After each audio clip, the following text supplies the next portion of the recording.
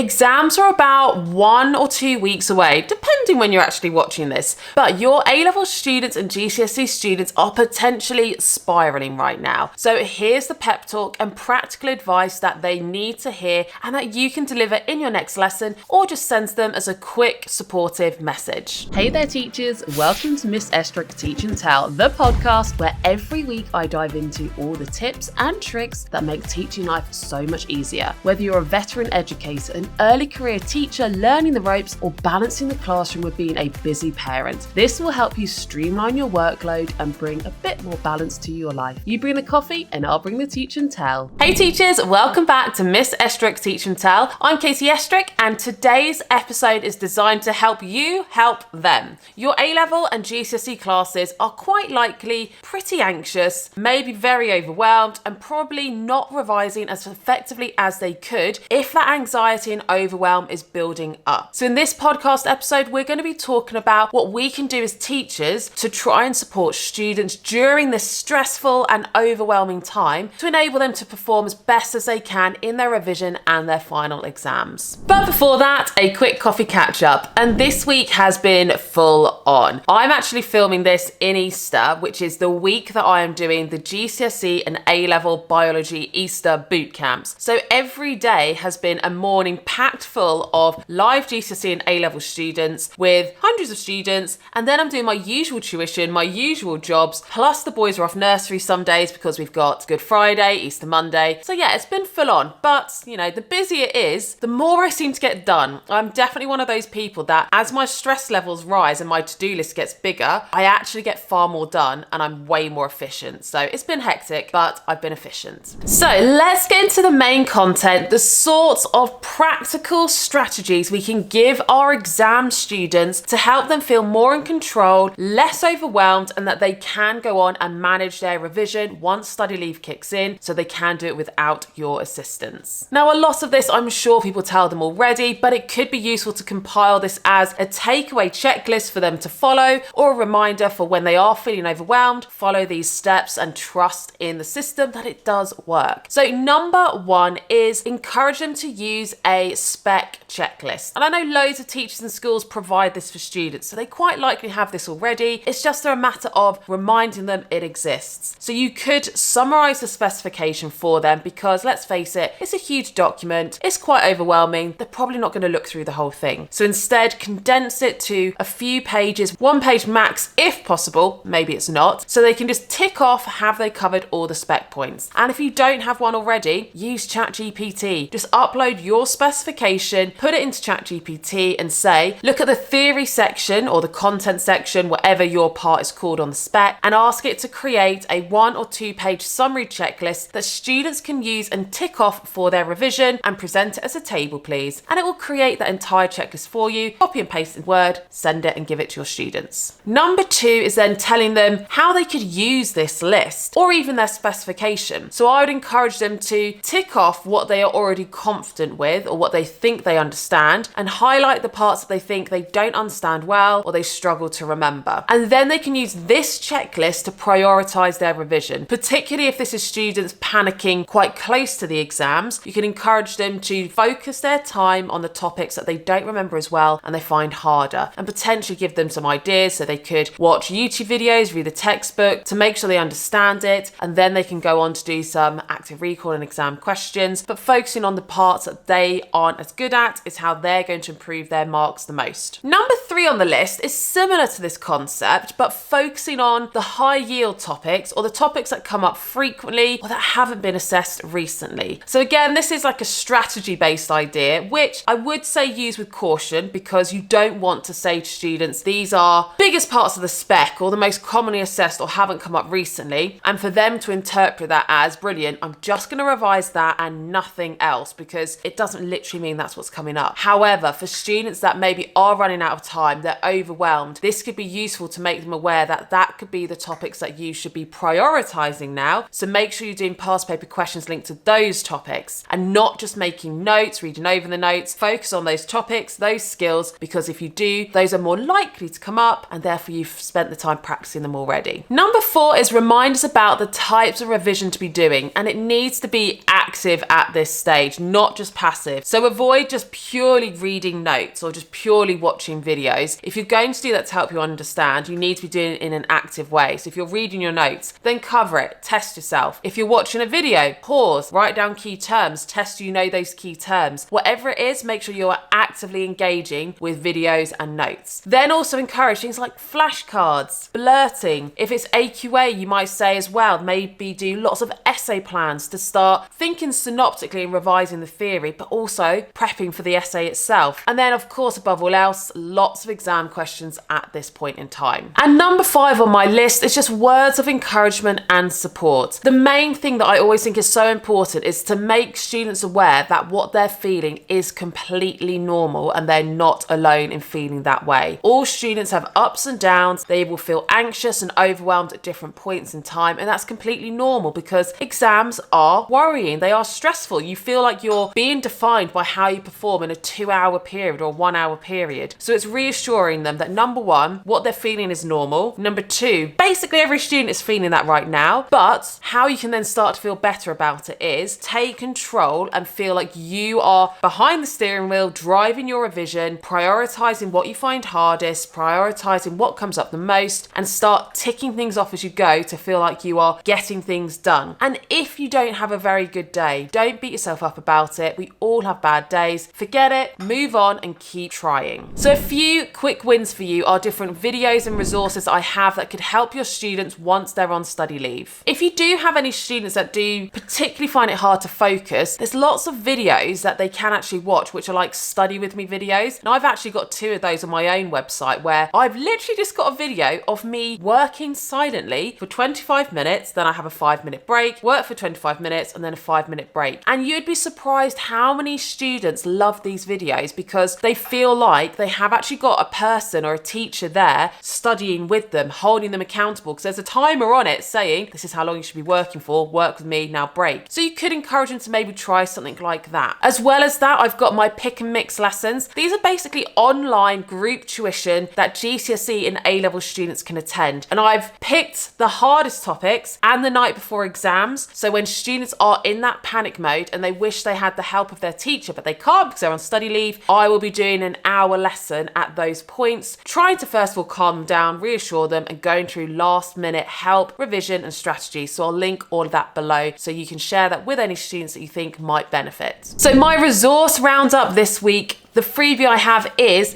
my YouTube video, which is all about anxiety and overwhelm for students. So that one is me delivering it to students. So it's a video that you can share with your students if they are panicking, overwhelmed with their revision, or they're worried about how they might perform in the exam with anxiety and overwhelm. So I'll link that below. So if there are any of your students who are particularly struggling, you can recommend that they watch that as well to help support them during this stressful time. But that is it for this week. Hope you found it helpful. Don't forget to subscribe and follow, and please write a review if you can, because it helps this podcast reach more teachers like you. That's it for this week. I'll see you next week. You bring the coffee and I'll bring the teaching towel.